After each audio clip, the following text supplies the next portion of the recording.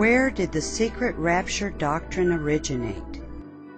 The secret pre-tribulation doctrine is not found in the Bible. So where and when did it originate?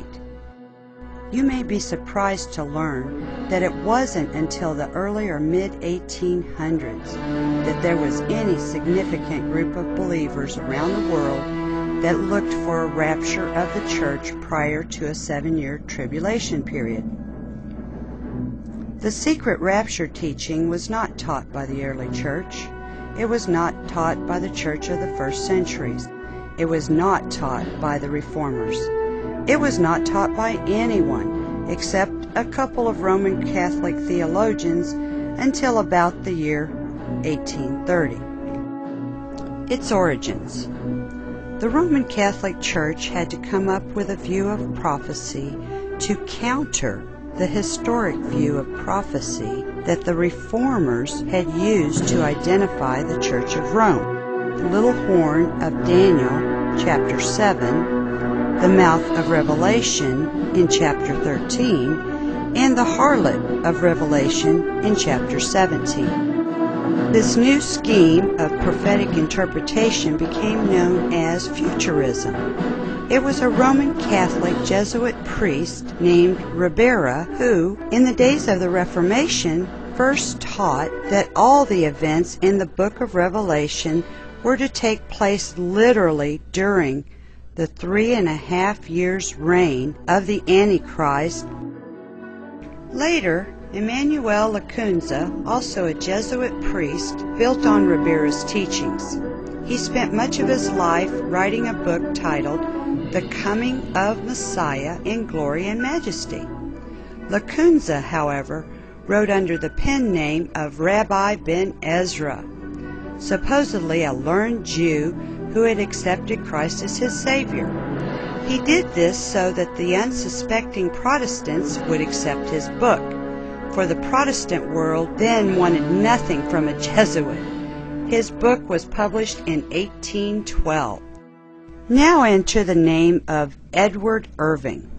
Born in Scotland in 1792, Irving discovered Lacunza's book and fell in love with it, translated it into English, and it was published in London in 1827. Then Irving began to hold Bible conferences throughout Scotland, emphasizing the coming of Jesus to rapture his church. Later, J.N. Darby was introduced to the secret rapture doctrine by the Irvinites. The Irvinites were the followers of Edward Irving. They also introduced to him the famous book by Rabbi Ben Ezra, which is, if you recall, the pen name for the Jesuit priest Emmanuel Lacunza. Darby was himself a prolific writer, and from that time a constant stream of propaganda came from his pen.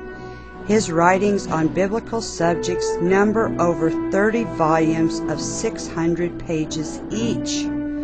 Darby developed and organized Futurism into a system of prophetic teachings called dispensationalism. The secret rapture teaching was introduced into the United States and Canada between the 1840s and 1870s. A Congregationalist preacher by the name of C.I. Scofield came under the influence of Darby and the Plymouth Brethren. Scofield became a strong promoter of the teaching that had been promulgated by Darby, whom he considered, quote, the most profound Bible student of modern times, unquote. Scofield incorporated this teaching into his Scofield Reference Bible. 3 million copies were published in the first 50 years. Through this Bible, Scofield shrewdly carried the teaching of the secret rapture into the very heart of evangelism. Many of your modern Baptist pastors rely heavily upon Scofield. There is one final link in the chain of development and spread of the rapture theory that should be mentioned in passing.